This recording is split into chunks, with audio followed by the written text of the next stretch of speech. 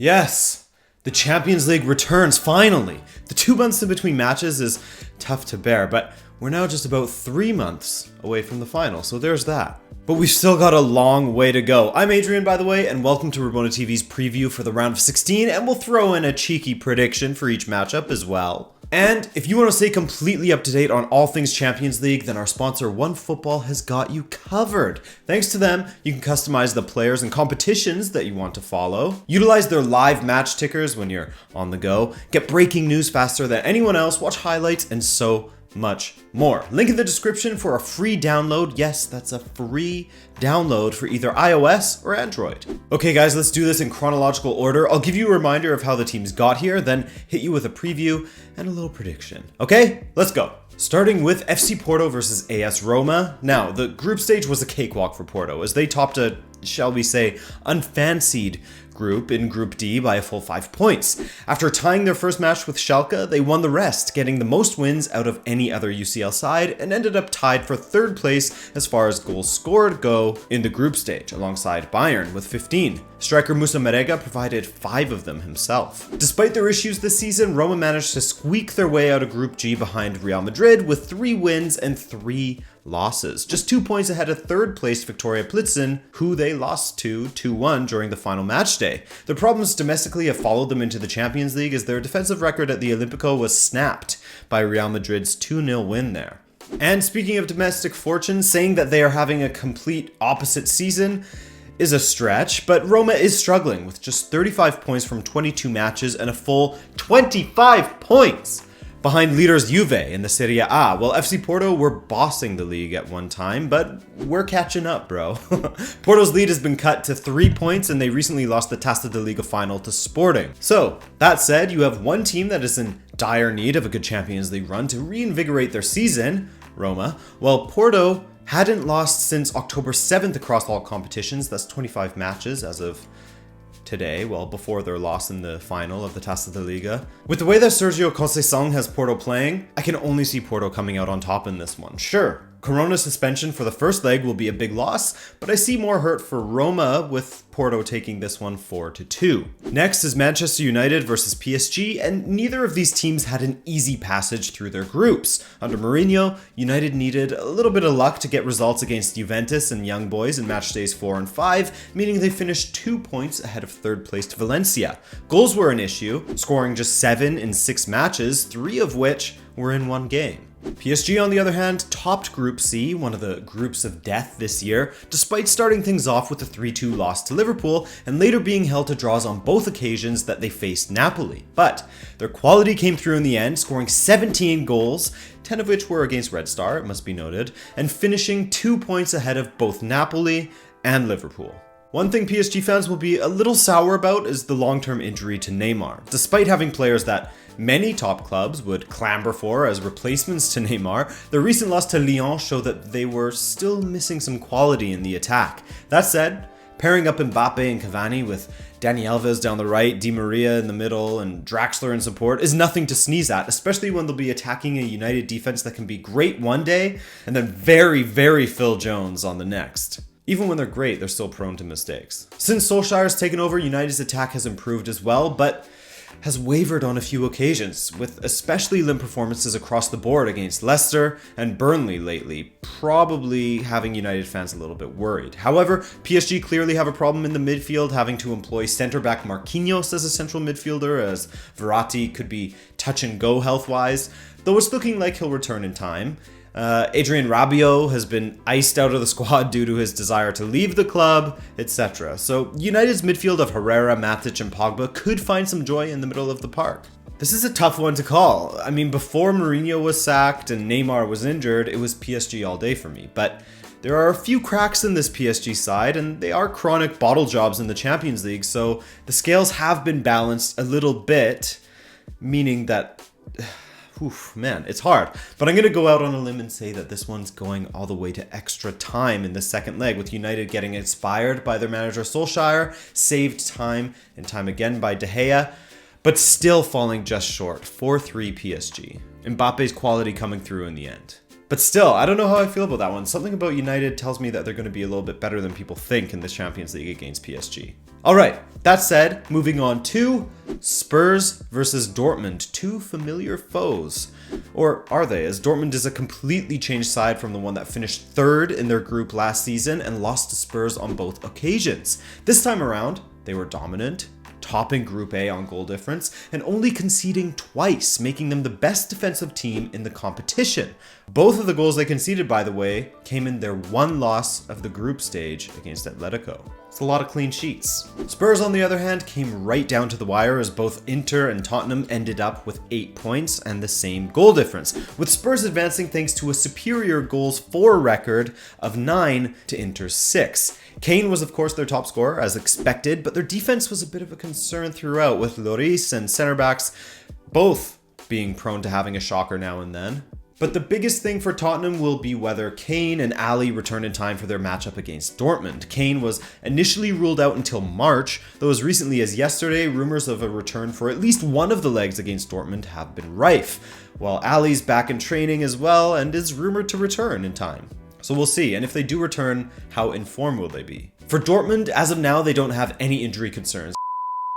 Hey, this is editor Adrian, different guy than the host, obviously, and after I had recorded this video, Marco Reus went off injured in Dortmund's DFB Pokal loss to Werder Bremen, so I just thought that was worth mentioning. Still unclear as to whether he'll be healthy for the Champions League matchup. They're still waiting on results as of now. Okay, back to host Adrian. And the leaders of the Bundesliga come into this one with some decent form. Rafa Guerreiro has had a great transition to a midfielder from a fullback and was their top scorer in the group stage. Marco Reus is on track for his best season yet. Then there's Jadon Sancho, Witsel. There's a lot of weapons, all complementing their strong defense. I'm looking forward to this matchup quite a bit, maybe my most looked forward to of the round of 16, and I hope it delivers. What will it deliver? I think that Dortmund will come out on top 5-3. Yeah.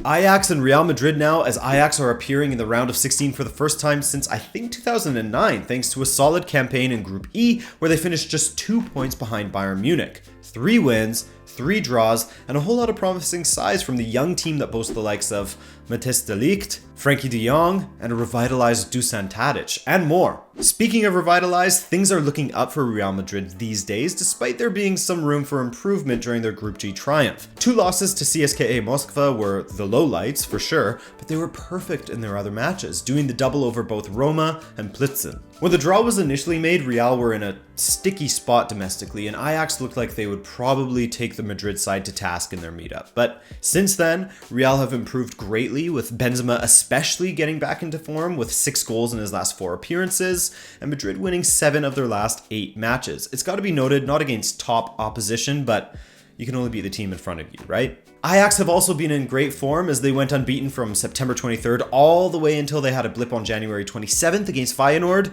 And what a blip it was, seeing them hemorrhage 6 goals and lose 6-2. They did follow that up with a 6-0 win of their own, but the big loss shows that they do have a howler in them once in a while, and they'll be hoping that said howlers don't appear in the Champions League for them.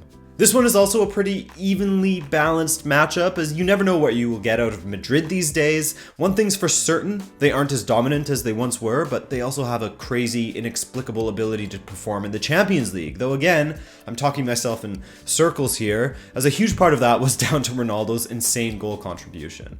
Having seen a lot of Ajax though lately, I think they do have the capacity to get past Real Madrid, and I would love to see them get through for the feel-good aspect of it, but experience does count for a lot in this competition, and I think that will ultimately take Madrid through.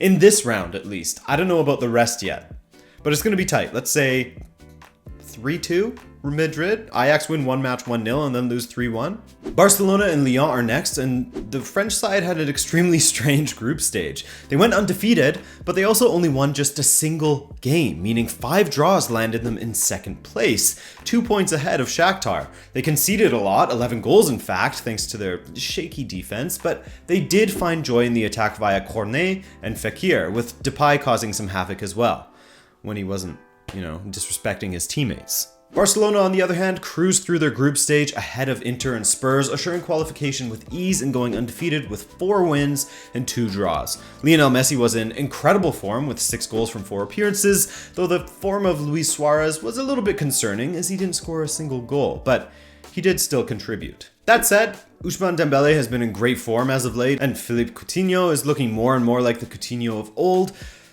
But I mean, both Messi and Dembele are carrying knocks that could see them rested for domestic matches, but I do expect they'll be back against Lyon. Speaking of, Lyon will be gaining in confidence as they won their third game on the trot with a 2-1 victory over PSG last weekend. Pretty impressive, as that one was basically a battle of the keepers, and I think Anthony Lopes is going to be very busy against Barcelona as well, as Barca's form is trending in the right direction and Lionel Messi has been involved in a staggering 46 goals in 27 appearances so far this season. And I think that translates to one thing only: Barca advancing with a couple of goals to spare. 5-2 Barcelona. Now, if ever there was a tough matchup to call, for me, it would be Bayern versus Liverpool. Bayern went relatively untested in the group stage, with their only real test being Ajax, and Robert Lewandowski scoring a competition leading 8 goals in the process. Liverpool, on the other hand, had a much harder go of things. As you'll remember, they were in Group C alongside Red Star, Napoli, and PSG. While they won 3 matches, they also lost all 3 of their away matches, leaking 7 goals, which was as many as they had conceded in the Premier League prior to Christmas. That's some concerning stuff. You couple that poor European away record with Liverpool's lack of punch domestically as of late, and you get some cause for concern going into this matchup with Bayern Munich, a team that Klopp has really struggled against in the past. He's lost 16 times, drawn 4, and he's beaten them only 9 times. That was with a different team, mind you, completely different team, as this is Liverpool's first time meeting Bayern in Europe since 2001. So take from that what you will. Bayern has improved over the last month or so, shooting up to 3rd in the Bundesliga standings, but most recently lost 3-1 away to Leverkusen. However, they will have some encouragement with the fact that Liverpool's away record has been so poor, and they will be without Virgil van Dijk in the first leg as he's suspended after that horror tackle on Dries Mertens in their final group stage match. Mind you, he only got a yellow for that, but still, his 3 yellows means he's out for this game.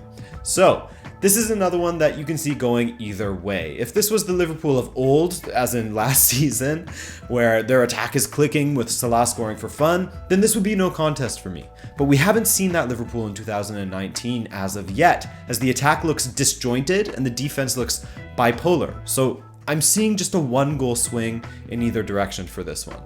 Bayern have issues of their own, Liverpool have their issues, but I think that Bayern is more in a phase of rebuilding than Liverpool is, and the fact that they are closer to a finished product, and we know that they have the ability within them to dummy teams, I think Liverpool will advance 5-3. Atletico will be taking on Juventus, and they had a solid group stage going toe-to-toe with Borussia Dortmund in Group A, finishing level on points, but second in the standings thanks to a 4-0 drubbing from the first place Dortmund. Which, by the way, they turned things around in their second meeting, to be fair to them, beating Dortmund 2-0, which was their first loss of the season. Juventus, on the other hand, topped Group H ahead of United and Valencia, but weren't exactly flawless, with 4 wins and 2 losses, one of which being a slightly unfortunate but slightly sloppy loss to United at home, and the other being an inexcusable loss to Young Boys on the final match day. Even if they were rotating a couple of players, you still don't expect that of Juventus. Domestically, Juventus has hit a few bumps in the road lately, a lot of which due to the fact that Chiellini, Bonucci, and Barzagli are all injured in defense, and they failed to address their central midfield problem, which is undoubtedly their weakest area on the pitch. Atletico, on the other hand, put out a weak performance recently against Betis, with new boy Alvaro Morata unable to make a big difference due to the fact that his greatest asset is probably his heading ability, and Atletico aren't exactly a team that bombs the ball into the box. He is available for them in the Champions League though, so interested to see what he adds to their attack. Juventus does have an absolute ace up their sleeve, if we're talking attacks, in Cristiano Ronaldo, who always seems to turn up in the Champions League knockout rounds and score about 15 goals per match. And against Atletico in total, he has scored 22 goals in 31 appearances. I think he'll be a thorn in their side once again, and I think that Juve will just sneak through this one with a 3-1 win on aggregate. And finally, folks, we have City versus Schalke. Schalke had a somewhat comfortable group stage, finishing second behind Porto with 11 points. Of all the teams advancing to the round of 16, Schalke scored the least with just 6 goals in 6 matches, but they also conceded just 4 goals, which is good enough for a 3-way tie for the second best defense in the group stage. Manchester City, on the other hand, started their campaign poorly with a 2-1 loss at home to Lyon, but went on a rampage from there, scoring 16 goals in the process, which was second best for goals scored in the group stage, and winning 4 of their final 5 matches. Sorry, that was 16 goals total, not 16 goals after the Lyon match. Schalke had a slow start to things domestically, improved, and have gone back to checkerboards as far as form goes. They're currently in 12th in the Bundesliga, so their Champions League performances have undoubtedly been a high point for them, and the fans will be hoping that they'll get some joy out of those at least. But I can't see that run lasting much longer. While City have had blips this season and find themselves chasing the top spot in England, and yes, they have struggled in Europe as well in the past, their display against Arsenal this weekend, admittedly a weak Arsenal side, showed that when they're on, they can dominate matches. I think that Pep is determined to improve in the Champions League as well, and with a relatively clean bill of health now that De Bruyne is back, Mendy will be back soon, and Aguero is in incredible form, I think this one could get ugly for Schalke. City to take it 6-1. Okay, so that's all I've got for you in this preview. Make sure you let me know in the comments what your thoughts are, share your predictions, drop a like if you enjoyed this video, and by all means, enjoy the round of 16. And hey, before I forget, we'll be doing some watch-alongs during the big matchups of the round of 16, so join us for those as they're always a good time, and I will not be behind this time. Yes, that's right. I'll maybe even be ahead of you as far as my stream goes. Alright guys, that's it for me. I'm Adrian, I love ya, and I hope to see you in the next video. Take care.